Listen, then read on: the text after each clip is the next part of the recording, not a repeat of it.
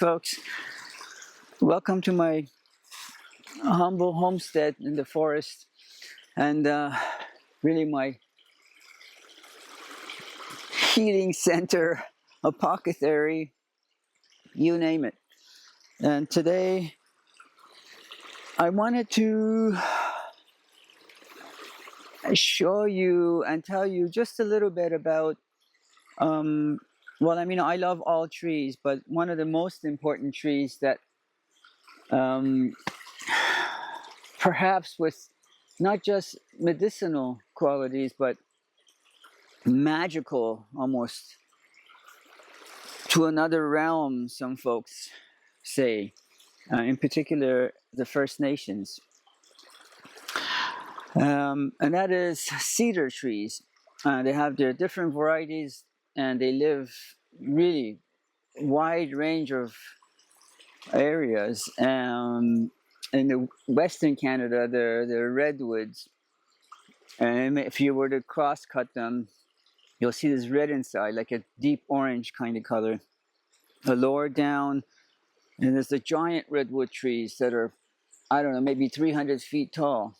And the diameter of them could be, I was going to say as wide as these two combined, but it could be really maybe 20 feet wide. And I don't know what the radius would be of it. These are pretty big for our zone, for where we are. And they actually I don't know if you can hear the sound of the stream or the brook running by. Can you hear it? And it's almost not by coincidence that the healing sound of the brook and the stream coincides with where these amazing magical trees live. As always, I hesitate to tell you about their medicinal qualities because I don't want folks to, as people do, run out and start harvesting them and basically killing them for everything that they have to give to us. So I'll just real quickly go over some and hope that you respect them for what they are and not do this. I remember when I first came here, I'm even recently, I was doing research on cedars, and it's all about how to harvest, what parts, what they're good, what parts are good for whatever, but no one's ever mentioning how we really should be mindful of how much we take of any tree, of any plant. So anyway, that's a discussion for another day. If you can see from where you are now, they have these lines running through them vertically. It's as if a bear had marked its territory by running its claws down. And what you may not be able to see from where you are, and I hope you can, and I'll bring the camera closer so hopefully you can. The tree, the bark, it kind of turns, it's circular and goes up. It's not a straight line like that. Like I was saying, those lines, the kind of grooves that run down it, they don't just go straight down, they kind of turn. Now, I have to do some research to find out why, but it's so pronounced. So if I were to start from here and I'll run my finger, I'm already at the other edge of the tree, and it just goes around and it spirals. Have you ever seen any of those monster skyscrapers that have these sort of a line that goes around the outside of them to protect them from, I suppose, from the wind, so the wind goes around as opposed to push them? Is that one reason? I don't know. The bark itself has qualities. I want to say leaves, but they don't really have leaves. They have these sort of a flat, I mean, if you want to call them leaves, flat leaves, but they're really more like needles. Like here I have a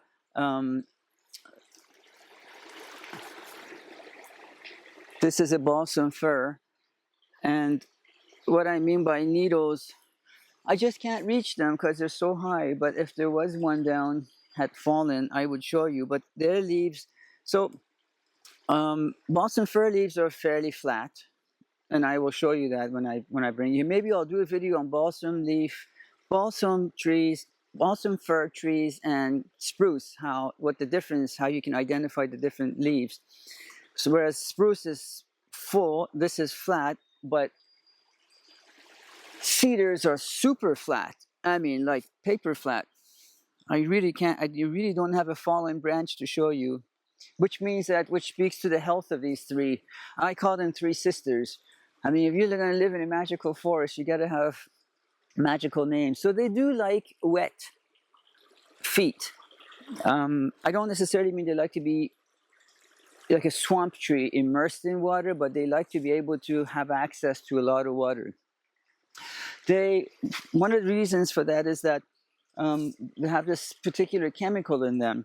When I say chemical, I don't want you to think of like 3M or whatever, whoever makes chemicals company, but originally everything something like that originated from trees, and then they tried to make man-made products like it.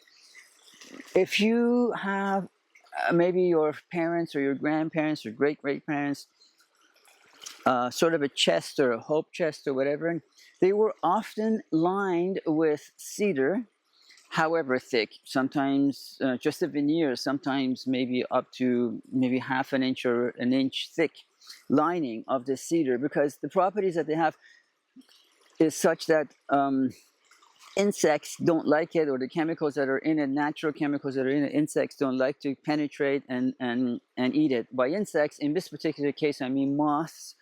And if you remember those chemical round white mothballs that people used 50 years ago or so, but before that, it was all natural, and this was naturally repellent, or naturally repelling the moth, which you don't want in your chest to be eating your clothes, in particular wool. Oh, here's a piece of, excuse me, I found a piece of a dry, must have fallen down, cedar leaf, and I will show you in comparison to spruce, which is the next, fir, which is the next flattest, but this is so flat. I mean, it's curved right now, but bent, but I'll bring it closer to you. And they really smell good, even uncut. I mean, uncut. Even if you haven't cross-cut them or cut them in any way, they still smell really good. But when you cut them, so they use cedar. So that's one reason. When I mentioned that they like water, or not necessarily water, they like water, but they're more water or moisture tolerant. So if you think about perhaps old, maybe still new, I don't know, I've never been to a sauna. Inside of it is lined with cedar. Not only it smells good when it's humid, it can handle a lot of humidity before it goes moldy or whatever. I wanted to use cedar in some parts of when we were building the main building, but it was too expensive even for here where we live, which is good in a way, because if it wasn't, people would be just butchering it like they do in the West Coast. The First Nations have a lot of respect, as do I, for them, and it's much revered, and also by me. One reason is because they're very slow growing. Now, even though they're a softwood and they're very soft, they're very slow growing. So when you think about softwood trees like balsam fir, spruce, even aspen poplar, tulip poplar, they all grow faster than cedar does. I'm actually amazed that these three sisters, and that one's actually has a twin, if you can see, have grown, so I would say these are about 100 years old, because the little forest that we have here was probably cut down, like perhaps even they didn't really clear cut at that time, but maybe they did 30, 40 years ago. And somehow, because they didn't care or need or want these three cedars, they left them alone. At that time, though, they would have been smaller. But still, they only pretty much care for spruce as number one lumber for construction, and then fir, and then even balsam poplar, that's what they make plywood out of, chipboards. And then cedar. Cedar is almost like a specialty wood. Anyway, I think that's all I'm going to say about it for now. And I'll say no more to just just for the hope of preserving it. So I'm going to go get the camera and bring it close here to you so I can show you the difference between the two leaves.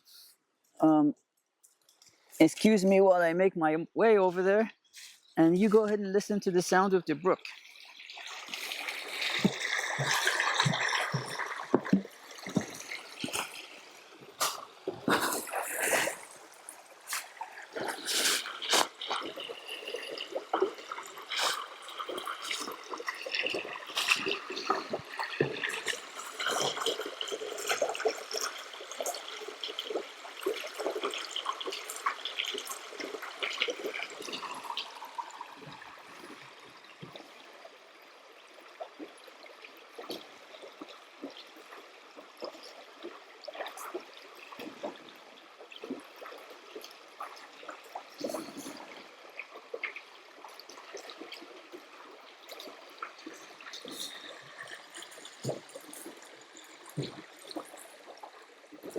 See how it looks like almost like an elephant's trunk. This one here, I would say, has a radius of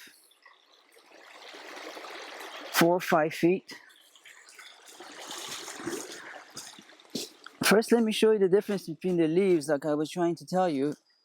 And then, so see how this is a balsam fir, and the leaves, when I was saying to you that it's flat. See how the leaves are on the bottom part, not on the top part? This tree is actually upside down, but it would be normally on the top and not the bottom. I'm holding the branch upside down. But what I mean is there's no leaves on no needles on the bottom, no leaves on one side. Now by comparison, have a look at this cedar.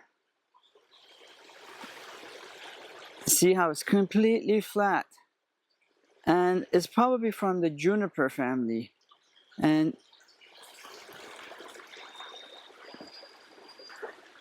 juniper berries is what they make.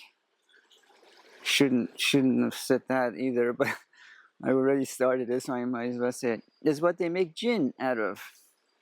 Okay, so now let me show you what I meant when I was talking about how the bark turns. So I'm going to start from the bottom of the tree and slowly come up. See how those lines are going straight up. Now, if you look on your right side of the screen, you can see how the lines are leaning towards the right, veering towards the right, veering towards it, and until they're have already gone around.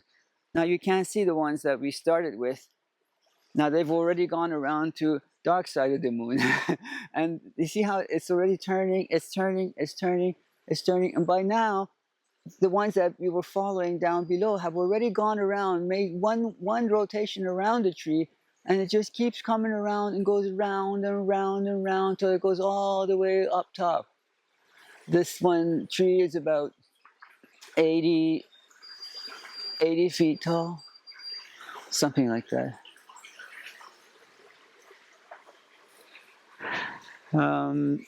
So these leaves of pretty much all evergreens, but today we're talking about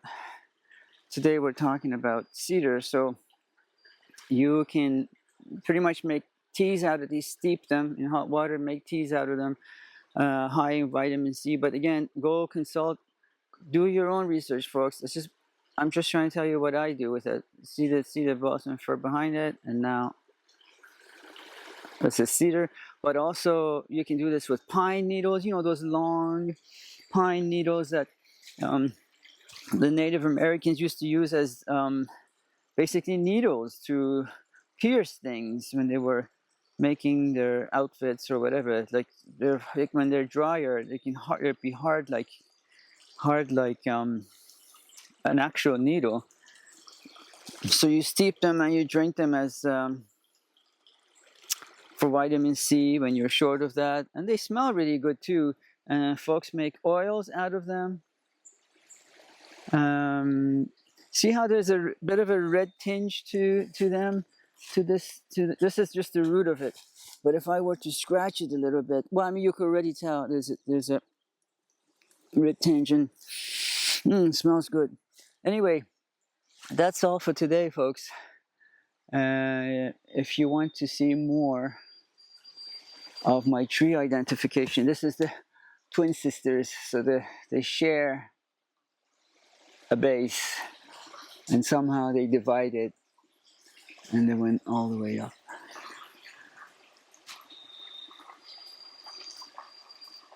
Until next time, folks. Namaste.